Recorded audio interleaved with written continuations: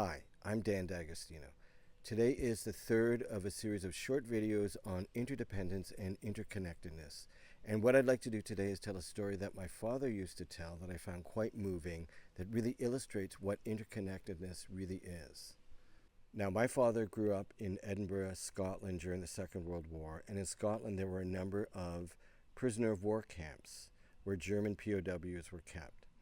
And it was not unusual in Edinburgh to see German prisoners being marched through the town and perhaps having to stand for a long time on the sidewalk or in a park or in some vacant lot while they were waiting for transport or something else to happen, and have to do that in all kinds of weather.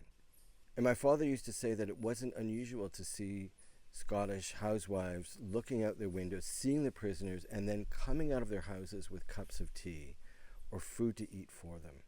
And when they were asked why they were doing that, they would say, because he is some mother's son. So one of the things that is very sadly common during war is that societies and individuals in society begin to dehumanize the enemy, dehumanize the other. And when these ladies talked about these German prisoners being some mother's son, they immediately kind of worked against that, recognizing that this particular prisoner, for example, once was carried around in some mother's womb for 9 months, that someone gave birth to this child, that someone nursed this child, educated this child, cared about them. Instead of seeing them as not being human, they immediately put them into the context of a kind of humanity that we all share, recognizing that many of these women probably had their own sons away from home in the army fighting against the Germans. So recognizing this humanity that we share with others doesn't mean that we necessarily have to agree with them or that we necessarily want to encourage them in actions that we think are wrong or destructive. What it does mean, though, is that we recognize that we share the same human condition. And there's a kind of reality to that.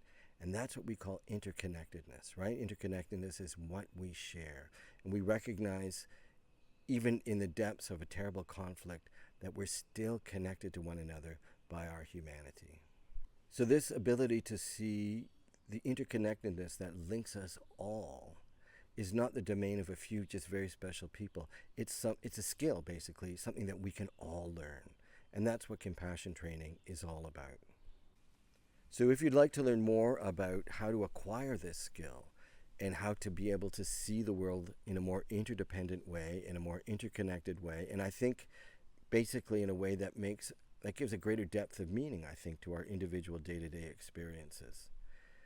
I'll be holding an in-person workshop in Toronto on June 15th with Solomon Shapiro, and you can learn more about it by clicking on the link under this video or visiting compassiontoronto.ca.